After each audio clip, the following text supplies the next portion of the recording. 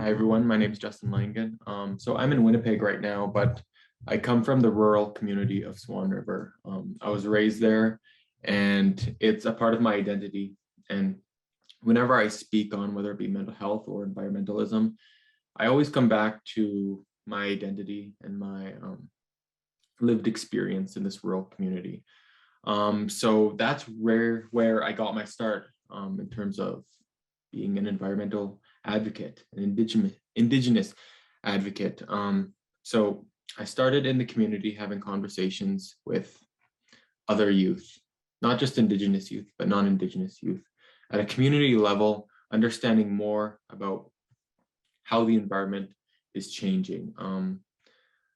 When I speak on environment and climate change, always settle on some pillars: networking, communication, and information that is consumable for the average Canadian, especially rural Canadians and Indigenous Canadians, because, you know, statistics are nice, but really for the average Canadian who lives in a rural area like I do, seeing is really, there's truth in that.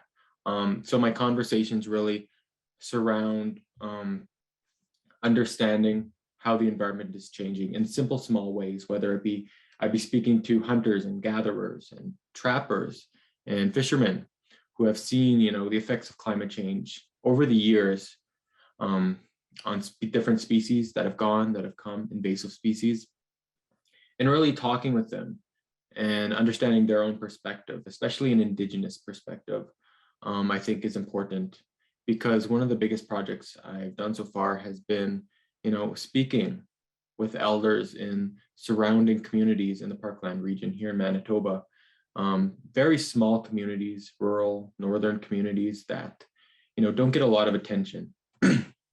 So I'd go to these elders' houses, I'd come to their community, and I just talk with them, talk about their life, talk about what they've lived through, and talk about their experience with climate change and how it's affected them in their community. One example I always like to say is I went to the community of Duck Bay. I talked to Elizabeth and Gloria.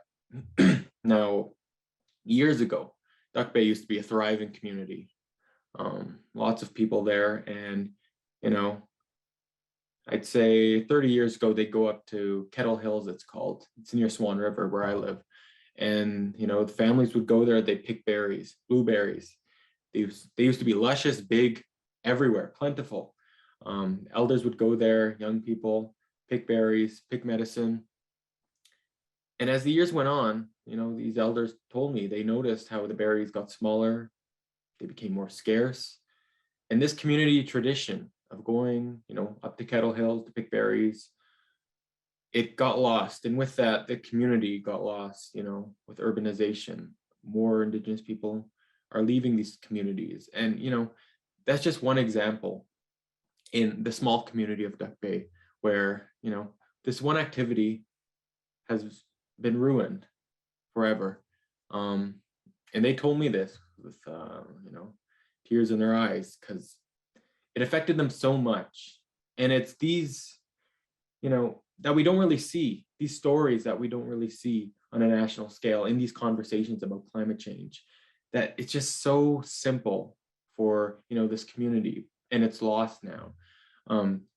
So in my conversation, that's what I really gathered and I wanted to bring home, is that changes happen on a community level, and it's up to young people like me to help stir these conversations in the community. So when I talk to fellow youth, I always say, you want to make change. Climate change can be this big, scary thing. How do we even start on this? I always say start at the community level, have conversations, not just among other youth, but with the old people, with the elders, with people who are sort of skeptical, and have these conversations and this dialogue that can help change minds. And once you start changing minds, you can help start affecting change, whether it be creating a community group that can help pick up garbage, or, talk to the local newspaper and help put out a new story.